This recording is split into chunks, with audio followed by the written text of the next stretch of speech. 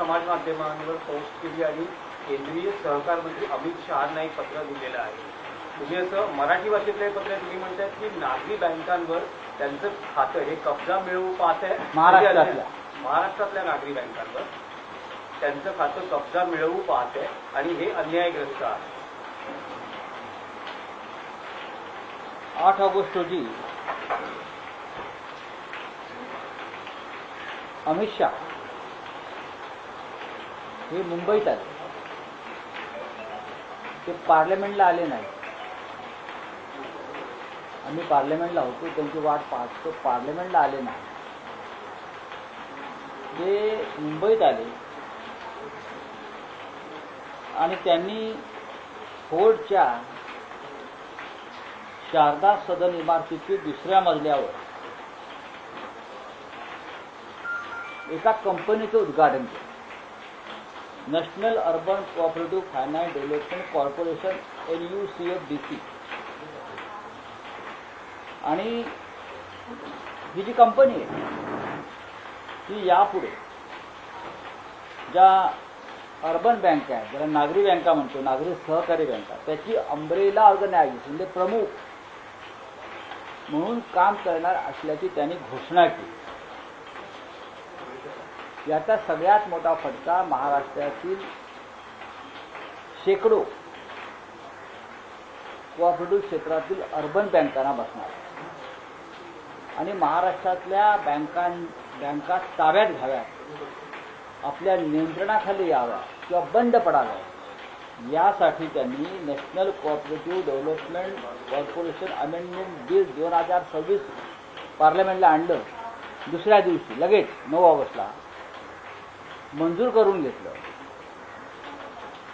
आश्चर्य असं आहे, जे गृहस्थ सहकार मंत्री 8 ऑगस्टला या national urban cooperative finance development corporation या कंपनीच्या उद्घाटनाला येतात, जी नागरी सहकारी बँकांची अर्बन अंब्रेला ऑर्गनायझेशन आहे, पण ते बिल मंजूर होत असताना ते संसदेमध्ये आले, ताबा घेतला. मुळात हा इतका मोठा निर्णय घेताना महाराष्ट्र हे सहकार चळवळीतलं अग्रगण्य राज्य आहे. सहकार चळवळीची मुहूर्तमेढ ही महाराष्ट्रातून झाली आहे. महाराष्ट्रातल्या बँकिंग क्षेत्रातल्या, सहकारी बँकिंग क्षेत्रातल्या कोणाशीही मतं त्यांनी समजून घेतली नाहीत की या सगळ्याचा महाराष्ट्राच्या अर्बन कोऑपरेटिव्ह बँकांवरती काय परिणाम होईल. मुळात ही जी बँक आहे, ही कंपनी आहे, ही नॉन फायनान्स म्हणजे ज्याला आपण हे म्हणतो नॉन बँकिंग फायनान्शियल कंपनी आहे. ज्या कंपनीला अंब्रेला ऑर्गनायझेशन केलं आहे त्यांचा बँकिंग आणि सहकारी खात्याशी काही संबंध नाही. तरीही महाराष्ट्रातल्या नागरी बँकांचं नेतृत्व अमित शहा यांनी त्यांनी स्थापन केलेल्या एका बँकेकडे दिलेलं आहे. आणि ही जी प्रॉपर्टी आहे शारदा सदनची, ही जी प्रॉपर्टी आहे, ही प्रॉपर्टी तिथे ऑलरेडी एक ऑफिस आहे आणि ते ऑफिस सुद्धा आमच्या महाराष्ट्रातल्या नागरी सहकारी बँकेसंदर्भातला आहे. आणि या बँकेला अनेक बँकांकडून येणार. त्याच्यामधली एक महत्वाची बँक गुजरातमधली Madhavpura cooperative bank. Madhavpura cooperative bank ही बँक घोटाळे आणि भ्रष्टाचाराबद्दल अलीकडच्या काळामध्ये बदनाम झालेली आहे. आणि त्या बँकेचं कर्ज किंवा त्या बँकेचे घोटाळे अंधारात ढकलण्यासाठी किंवा नष्ट करण्यासाठी त्यांनी हा सगळा घाट घातलेला आहे. ती बँक सुद्धा त्याच्यामध्ये विलीन केली. त्या बँकेला नेतृत्व दिलेलं आहे त्यांनी. आता ज्या अनेक बँका आहेत नागरी सहकारी बँका, त्यांची येणी बाकी आहे. कर्जाची असतील, काही लिक्विडेशनच्या असतील. त्याचं आता काय होणार, त्यांच्या प्रॉपर्ट्यांचं काय होणार, या सगळ्या प्रॉपर्ट्या अमित शहानी नवीन केलेल्या या कंपनीशी जोडल्या गेल्या. आणि आपल्या महाराष्ट्रातल्या अर्बन कोऑपरेटिव्ह बँका ज्या आहेत, त्यानंतर जी अपेक्स बँक आहे, या सगळ्यांचं अस्तित्व अमित शहानी नष्ट करून महाराष्ट्रातील नागरी सहकारी बँकेची चळवळ, कोऑपरेटिव्ह बँकेची चळवळ आणि अस्तित्व जवळजवळ संपवलेलं आहे. आणि अमित शहा त्या बँकेचे किंवा त्या संघटनेचे बादशाह झालेले आहे. या संदर्भात महाराष्ट्राचे मुख्यमंत्री तिकडे होते, महाराष्ट्राचे उपमुख्यमंत्री तिकडे होते. त्यांना हा विषय कळून येता आश्चर्य वाटतं. राज्याचे सहकार मंत्री, सहकार क्षेत्रातले लोक या महाराष्ट्रामध्ये नागरी सहकारी बँकांच्या अस्तित्वावर अशा प्रकारे संकट येत असताना ते काय करत होते आणि त्यांनी एवढी मोठी आपल्या राज्याची संपत्ती ही अमित शहाना सहज का गिळू दिली, हे फार मोठं रहस्य आहे. किंबहुना अमित शहा जाता जाता मोठा हात मारण्याचा प्रयत्न करतायत. मला असं वाटतं की महाराष्ट्राकडे मी अमित शहाना पत्र लिहिलं की तुम्ही महाराष्ट्रातील सहकार चळवळ आणि सहकारी बँकांचे जाळे मोडून काढण्याचं कारस्थान रचलेलं आहे. हे आपल्या ताज्या कृतीवरून स्पष्ट दिसते. आणि हा जो भ्रष्टाचार त्यांनी केला ही एक प्रकारची मनमानी आहे. महाराष्ट्राला पूर्णपणे कंगाल करायचं. सहकार क्षेत्र आणि सहकार चळवळी महाराष्ट्राची ओळख आहे. महाराष्ट्राचे साखर कारखानदार त्यांनी आपल्या पक्षात घेतले जबरदस्तीनं. अनेक कारखाने बंद पाडण्याचा प्रयत्न केला. मर्जीतल्याच बँकांना निधी दिला जातो चालवण्यासाठी. जे त्यांच्याबरोबर नाहीत त्यांना नोटिसा पाठवल्या जातात. आता जी सहकारी बँकांचं अस्तित्व आहे नागरी बँकांचं, त्या एकत्र करून त्याचाही घास अजगराप्रमाणे गिळला जातो. मग महाराष्ट्रानं करायचं, महाराष्ट्रानं गुजरातच्या दारामध्ये भीक मागायला उभं राहायचं का? अमित शहाच्या दारात कटोरा घेऊन उभं राहायचं? हा गंभीर विषय जर राज्याच्या मुख्यमंत्र्यांना कळत नसेल आणि ह्या निर्णयाचं ते आणि त्यांचे उपमुख्यमंत्री बिंडो झांजा वाजवून स्वागत करत असतील तर बाळासाहेब ठाकरेंचा कोणता विचार तुम्ही पुढे घेऊन चाललेला आहात मिस्टर मिंधे, ते सांगा ना. ज्या पद्धतीनं तुम्ही अमित शहाचे बूट चाटताय महाराष्ट्र विरोधी निर्णयासाठी, ही गोष्ट गंभीर आहे या राज्यासाठी. हा विषय लोकांपर्यंत पोहोचावा म्हणून मी त्यांना मराठीमध्ये पत्र लिहिलं. इंग्लिशमध्ये त्यांना पाठवतो पुराव्यासह कसं कसं नुकसान होतं आहे महाराष्ट्राचं. हजारो लोक यात काम करतात. अनेकांची रोजीरोटी या चळवळीवरती अवलंबून आहे. आमचे अनेक या क्षेत्रातले कार्यकर्ते उत्तम काम करत आहेत नागरी सहकारी बँकांच्या संदर्भात. पण अमित शहानी ही सगळी चळवळ एका नॉन फिनान्शियल, नॉन बँकिंग संस्थेकडे, non banking financial company NBFC बरं का, ज्याचा सहकार क्षेत्राशी कोणताही संबंध नाही, अशा एका कंपनीच्या घशात घालून ते दिल्लीला गेले आणि महाराष्ट्राचे मुख्यमंत्री आणि डेप्युटी CM ते तिथे त्यांच्या कार्यक्रमाला टाळ्या वाजवत बसले. वा वा किती महान निर्णय, वा वा किती महान निर्णय. पण हा महाराष्ट्राच्या सहकार चळवळीचा, बँकिंग चळवळीचा धनंजयराव गाडगीळ वगैरे लोकांनी जे सुरू केलं काम, त्यांचं अस्तित्व संपवणारा हा निर्णय आहे. नाही रावसाहेब, पण ज्यांनी हा निर्णय घेतला म्हणजे अमित शहा त्या खात्याचे सहकार खात्याचे, त्यांनाच तुम्ही उद्देशून पत्र लिहितात. तर तुम्ही या प्रकरणी न्यायाची अपेक्षा नाही बघा, माझं काम आहे पंतप्रधान किंवा राष्ट्रपतींच्या निदर्शनाचा हा प्रकार आणला. नाही, अमित शहाना असं वाटतं की मांजर डोळे मिटून दूध पिते आणि त्यांनी केलेला हा प्रकार महाराष्ट्रावर अन्यायाचा कोणाच्या लक्षात आला नाही. त्याने हा जो प्रकार केलाय महाराष्ट्रावर अन्याय करण्याचा, त्यांना असं वाटलं की हा गुन्हा पचला,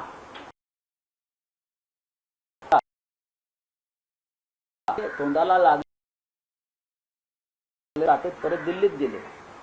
पण हा पचलेला नाही. या क्षेत्रातले 100वर प्रमुख लोक मला आतापर्यंत भेटले आणि त्याने सांगितलं ही अत्यंत गंभीर गोष्ट आहे महाराष्ट्रातल्या अर्बन कोऑपरेटिव्ह बँकांसाठी.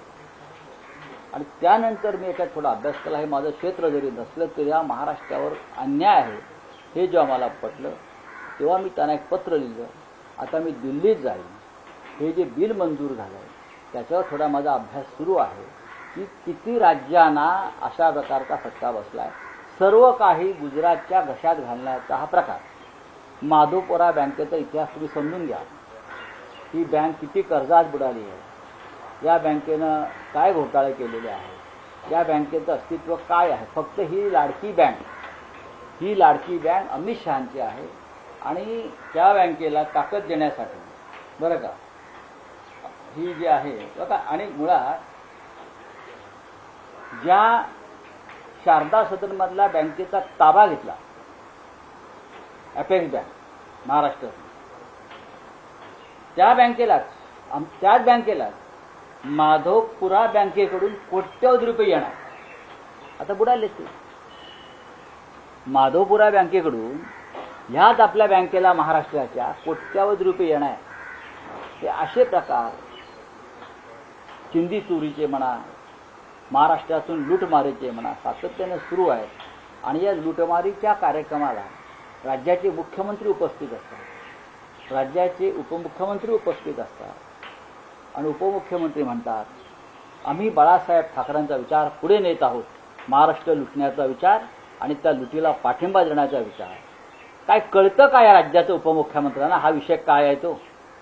आणि सीएमला तरी कळतो का की इथे येऊन तुमच्या समोर अमित शहानी महाराष्ट्राचा किती मोठा नुकसान करून गेले आहेत महाराष्ट्रात.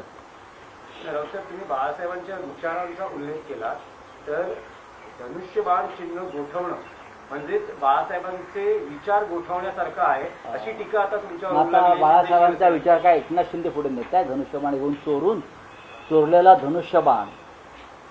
चोरलेला धनुष्यबाणाची चोरी केली. कोणी चोरी केली? 3 चोर आहेत. ऑर्गनाइज क्राईम आहे. यांना मकोका लागायला पाहिजे. अमित शहा, निवडणूक आयोग, राजेश कुमार आणि एकनाथ शिंदे हे ऑर्गनाइज क्राईम. त्या तिघांनी मिळून दरोडा टाकला आणि धनुष्यबाणाची चोरी केली. आमचं असं म्हणणं आहे जेव्हा आपण चोराला पकडतो तेव्हा आधी मुद्देमाल जप्त करतो ना, तसं आमचं म्हणणं आहे मुद्देमाल जप्त करा मग बघू. आमचा विचार तुम्ही सांगू नका बाळासाहेब ठाकरेंचा. 24 तास मोदी आणि शहांचे पाय काढतात.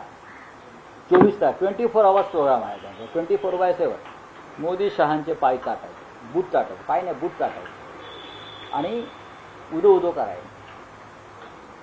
याच्यामध्ये कोणता आला बाळासाहेबांचा विचार? धनुष्यबाणाचं काय करायचं आम्ही बघू. तो चोंबडेपणा तुम्हाला करण्याची गरज नाही. बोललं ना मुद्देमाल आधी जप्त करा. मुद्देमाल जप्त झाला चोरीचा की आम्ही पाहू. आणखी एक विषय होता की तुम्ही राष्ट्रपतींना प्रबोधनकारांचं देवळांचा धर्म आणि धर्माची देवळे पुस्तक भेट म्हणून पाठवलं. नाही, गरज आहे देशाला. विशेषतः ज्या संविधानिक पदावर बसलेल्या व्यक्ती आहेत राष्ट्रपतींसारख्या, त्यांना याची नितांत गरज आहे असं मला वाटतं. कोणी धार्मिक असण्याबद्दल प्रश्न नाही, पण राष्ट्रपती भवनामध्ये एक फोटो मी प्रसिद्ध केलेला आहे कालचा.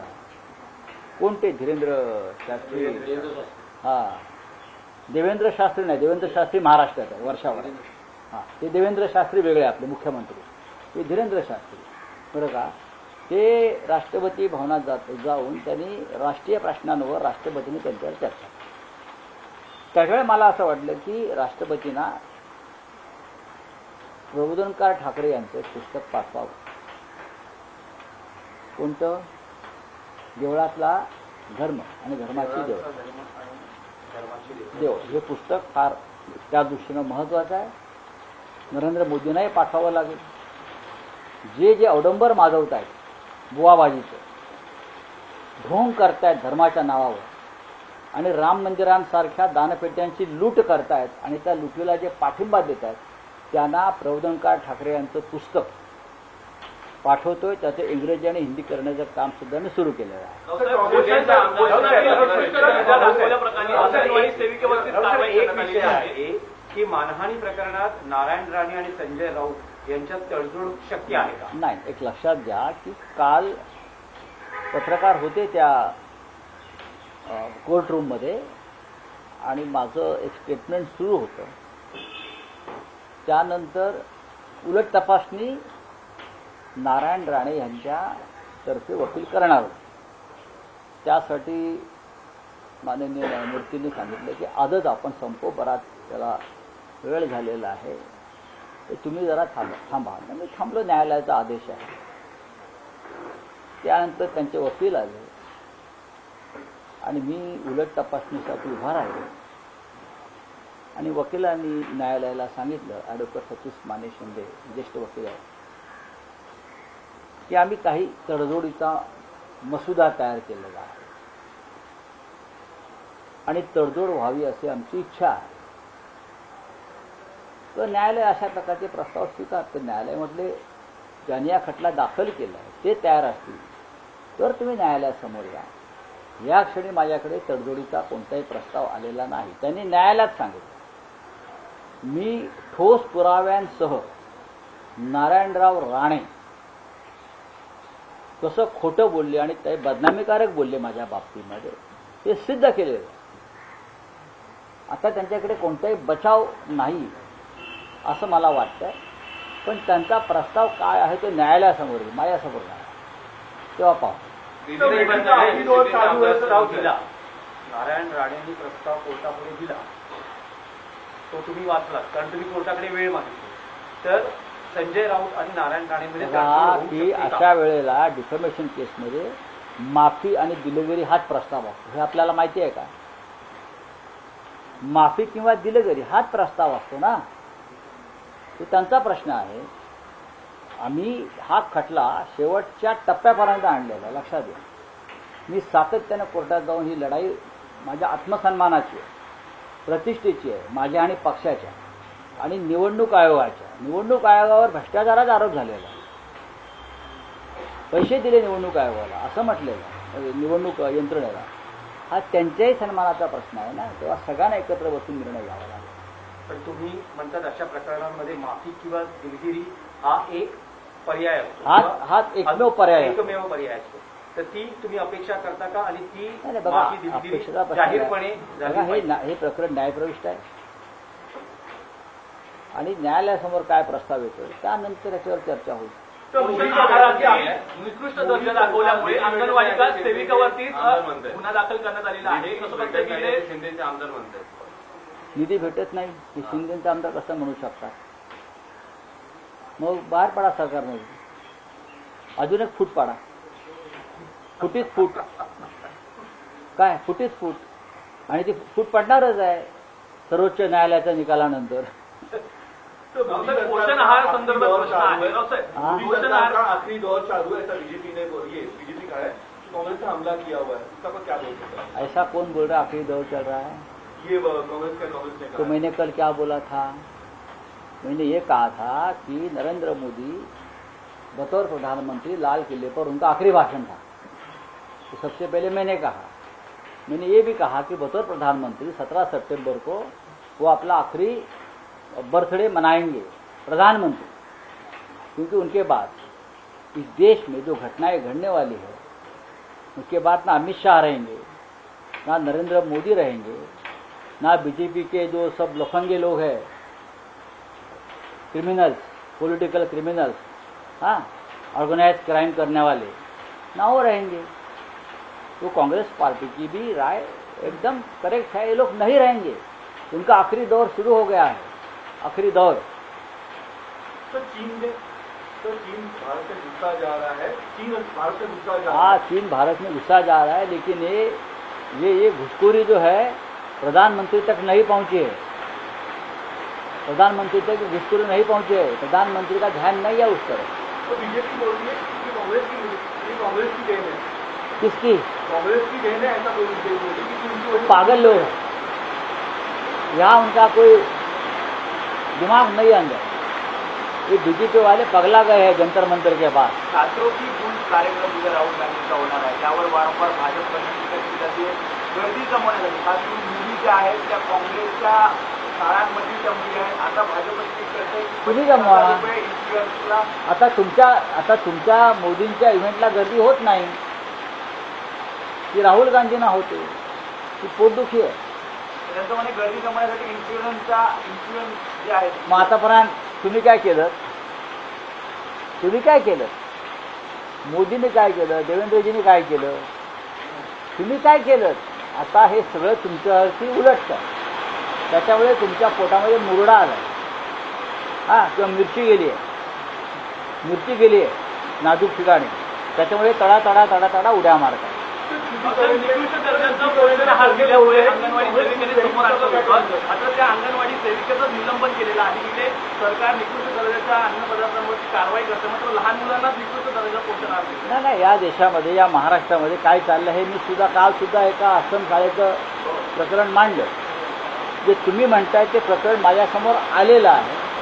उद्यापर्यंत त्याचा निकाल लावणार आहे मी. चला, शुद्धिकरण पे कांग्रेस चुप रही है, सगे लोग हैं. हाँ? कांग्रेस के शुद्धिकरण पे कोणता शुद्धीकरण? चुप रहे, ऐसे सगे कह रहे हैं. नाही, मुझे नाही.